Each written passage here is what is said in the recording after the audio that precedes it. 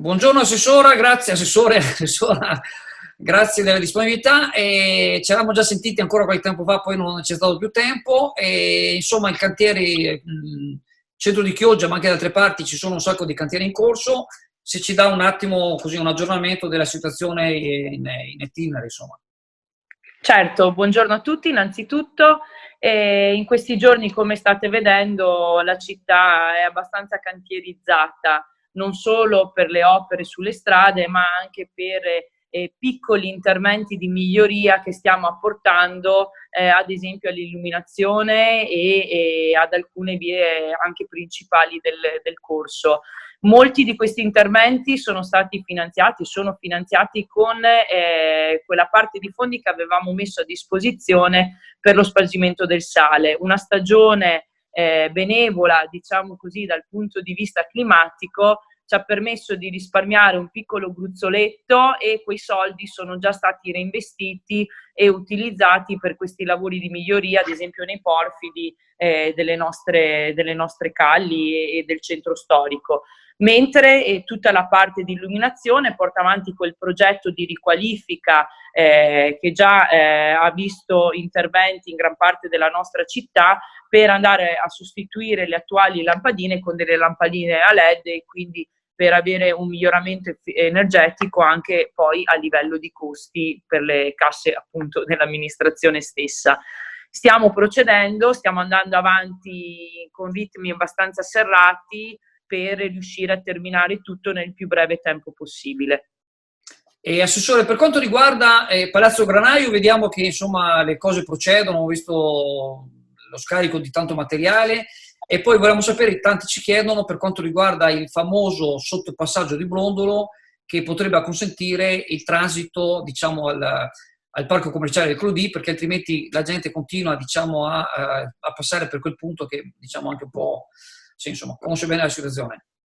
Certo, allora Palazzo Granaio continuano le lavorazioni, si sta procedendo anche lì in modo abbastanza veloce dopo lo stop dovuto all'interruzione che tutti noi ormai conosciamo dovuta alla pandemia, si sono riprese le lavorazioni e stiamo rispettando il cronoprogramma, quindi siamo ottimistici proprio per la data che avevamo preannunciato di fine lavori, quindi dopo l'estate, però togliendo la gru prima ovviamente verso i primi di luglio, quindi rimaniamo su quelle date. Per quanto riguarda il sottopassaggio ciclabile di cui mi ha chiesto prima, sì, allora quello doveva partire e poi siamo rimasti bloccati. La ditta è pronta, ha avuto dei piccoli problemi perché ovviamente essendo fermo tutto per 2 mesi avevano gli operai in cassa di integrazione, adesso sono stati reintegrati e quindi spero che a breve partiranno i lavori, che voglio sottolineare.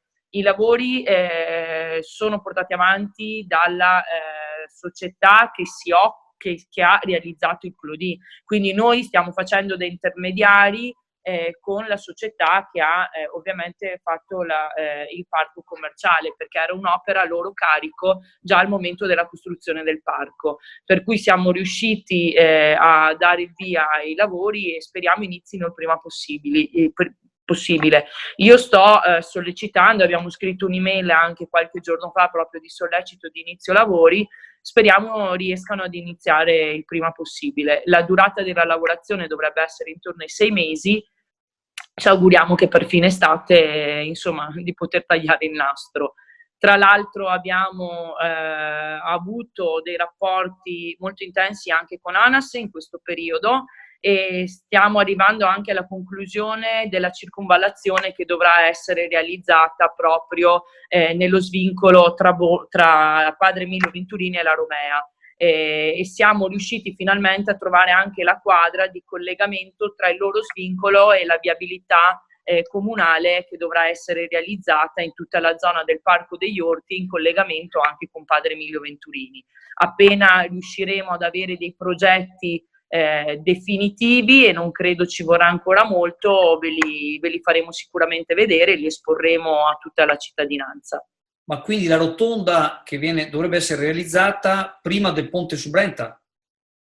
Sostanzialmente sul ponte, sul Brenta, verrà realizzata una grande circunvallazione che permetterà quindi di togliere quell'incrocio maledetto e creerà la possibilità, anche tramite ovviamente dei cavalcavia, di raggiungere il Parco Clodì senza più dover passare appunto per quell'incrocio. Quindi una risoluzione importante per la viabilità di quella zona.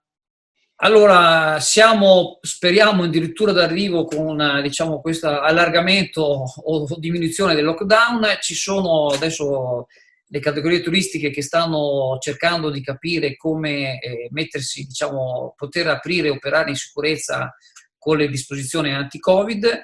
L'amministrazione comunale su questo a che punto è? Sì, allora io ho incontrato gli operatori la scorsa settimana insieme al vice sindaco. Personalmente mi sto occupando del piano dell'Arenile, che è nelle mie competenze come assessore all'urbanistica, e quello che ho potuto dire agli operatori e che posso dire anche a voi è che stiamo cercando in qualsiasi modo di andare in deroga a quello che è il nostro piano, che prevede 3 fasce dentro le quali si possono ovviamente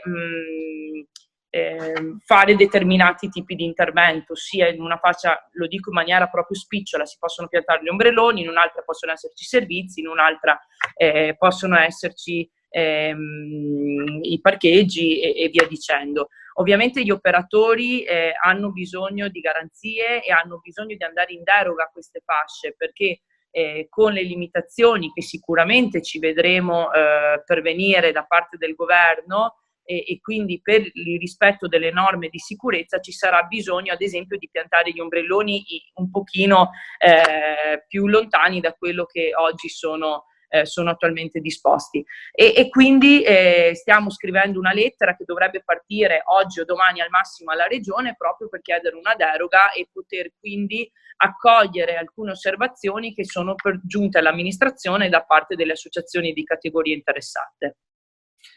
Benissimo, Assessore, la ringrazio, grazie della disponibilità e eventualmente ci aggiorneremo con ulteriori aggiornamenti.